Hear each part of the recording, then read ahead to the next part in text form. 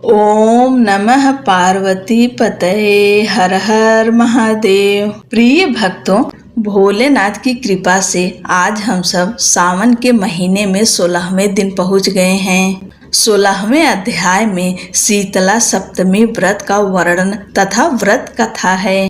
भगवान भोलेनाथ का ध्यान करते हुए और शीतला माता का ध्यान करते हुए कथा को सुनिए।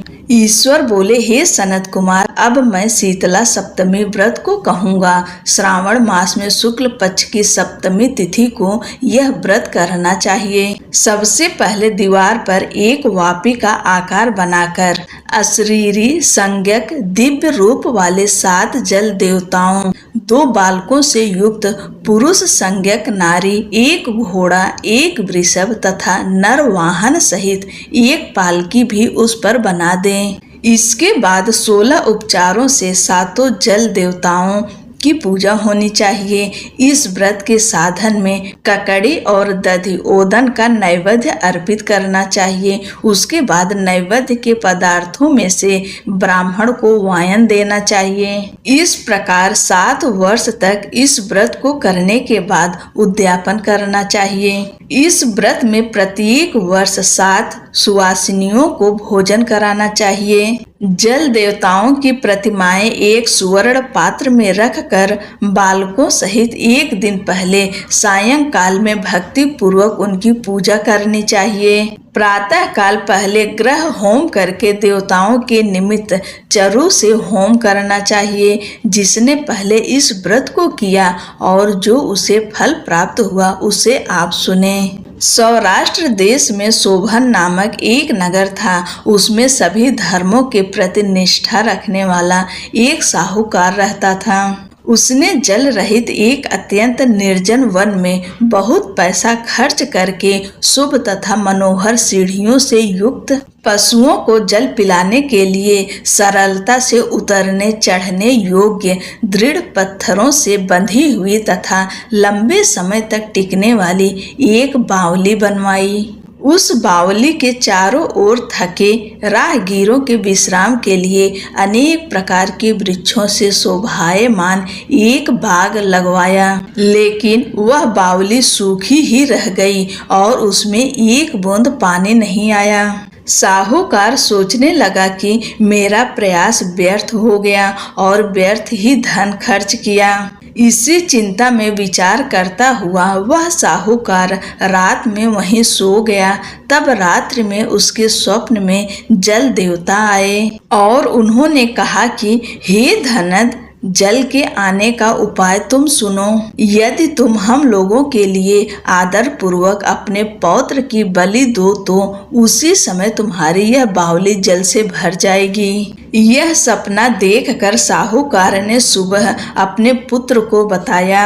उसके पुत्र का नाम द्रविड़ था और वह भी धर्म कर्म में आस्था रखने वाला था। वह कहने लगा, यह धर्म का कार्य है, इसमें आपको ज्यादा विचार ही नहीं करना चाहिए। यह धर्म ही है जो स्थिर रहेगा और पुत्र आदि सब नश्वर हैं। अल्प मूल्य से महान वस्तु प्राप्त हो रही है, अतः यह क्रय अति दुर्लभ है। इसमें लाभ ही लाभ है। शीतांशु और चंडासु ये मेरे 2 पुत्र हैं। इनमें शीतांशु नामक जो ज्येष्ठ पुत्र है उसकी बलि बिना कुछ विचार किए आप दे दें, लेकिन पिताजी घर की स्त्रियों को यह रहस्य कभी ज्ञात नहीं होना चाहिए। उसका उपाय ये है कि इस समय मेरी पत्नी गर्भ से है और उसका प्रसव काल भी निकट है, जिसके लिए वह अपने पिता के घर जाने वाली है। छोटा पुत्र भी उसके साथ जाएगा।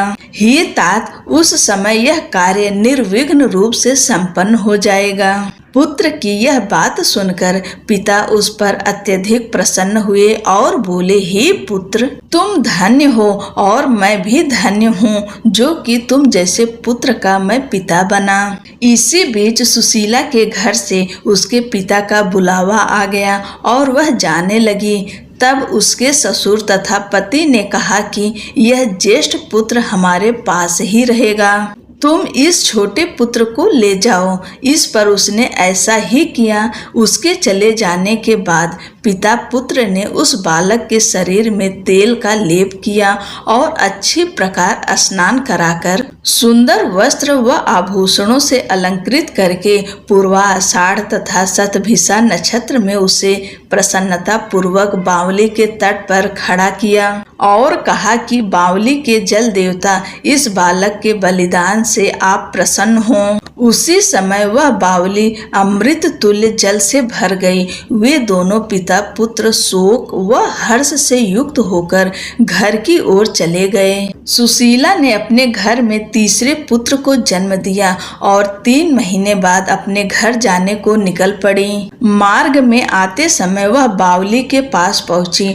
और उस बावली को जल से भरा हुआ देखा तो वह बहुत ही आश्चर्य में पड़ गई। उसने उस बावली में स्नान किया और कहने लगी कि मेरे ससुर का परिश्रम व धन का व्यय सफल हुआ।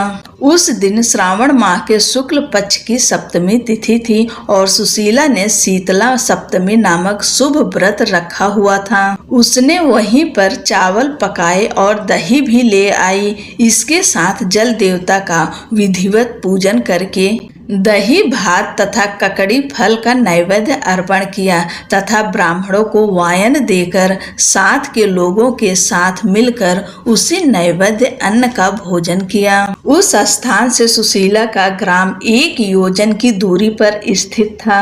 कुछ समय बाद वह सुंदर पालकी में बैठ दोनों पुत्रों के साथ वहां से चल पड़ी। तब वे जल देवता कहने लगे कि हमें इसका पुत्र जीवित करके इसे वापस करना चाहिए, क्योंकि इसने हमारा व्रत किया है, साथ ही यह उत्तम बुद्धि रखने वाली स्त्री है। इस व्रत के प्रभाव से इसे नूतन पुत्र देना चाहिए। पहले उत्पन्न पुत्र को यदि हम ग्रहण किए रह गए तब हमारी प्रसन्नता का फल ही क्या। आपस में ऐसा कहकर उन दयालु जल देवताओं ने बावली में से उसके पुत्र को बाहर निकालकर माता को दिखा दिया और फिर उसे विदा किया। बाहर निकलकर वह पुत्र माता माता पुकारता हुआ अपनी माता के पीछे दौड़ पड़ा। अपने पुत्र का शब्द सुनकर उसने पीछे मुड़कर देखा। वहां अपने पुत्र को देखकर वह मन ही मन बहुत चकित हुई। उसे अपनी गोद में बिठाकर उसने उसका माथा सूंघा, किंतु यह डर जाएगा इस विचार से उसने पुत्र से कुछ नहीं पूछा। वह अपने मन में सोचने लगी कि यदि इसे चोर उठा लाए तो यह आभूषणों से युक्त कैसे हो सकता है, और यदि पिशाचों ने इसे पकड़ लिया था तो दोबारा छोड़ क्यों दिया। घर में संबंधी जन तो चिंता के समुद्र में डूबे होंगे। इस प्रकार सुशीला सोचती हुई वह नगर के द्वार पर आ गई।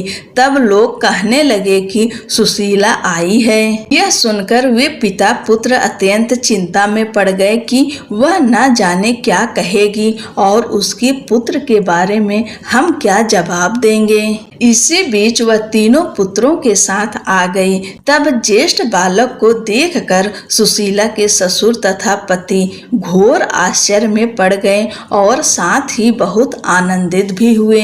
वे कहने लगे, हे शुचि स्मिते, तुमने कौन सा पुण्य कर्म किया अथवा व्रत किया था। हे भामिनी, तुम पतिव्रता हो, धन्य हो और पुण्यवती हो। इस शिशु को मरे हुए 2 माह बीत चुके हैं और तुमने इसे फिर से प्राप्त कर लिया और वह बावली भी जल से परिपूर्ण है। तुम एक पुत्र के साथ अपने पिता के घर गई थी, लेकिन वापस तीनों पुत्रों के साथ आई हो। हे शुभ्रु, तुमने तो कुल का उद्धार कर दिया।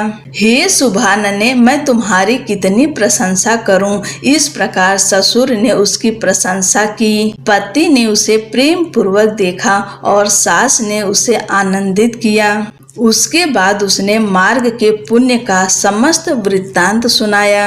अंत में उन सभी ने मनोवांछित सुखों का उपभोग करके बहुत आनंद प्राप्त किया। हे वत्स, मैंने इस शीतला सप्तमी व्रत को आपसे कह दिया है। इस व्रत में दधी, ओदन, शीतल ककड़ी का फल, शीतल व बावली का जल भी शीतल होता है तथा इसके देवता भी शीतल होते हैं। अतः शीतला सप्तमी का व्रत करने वाले तीनों प्रकार के तोपों के संताप से शीतल हो जाते हैं। इसी कारण से यह सप्तमी शीतला सप्तमी इस यथार्थ नाम वाली है। इस प्रकार श्री स्कंद पुराण के अंतर्गत ईश्वर सनत कुमार संवाद में श्रावण मास महात्म्य में शीतला सप्तमी व्रत कथन नामक 16वां अध्याय पूर्ण हुआ। बोलो भगवान भोलेनाथ की जय, माता पार्वती की जय।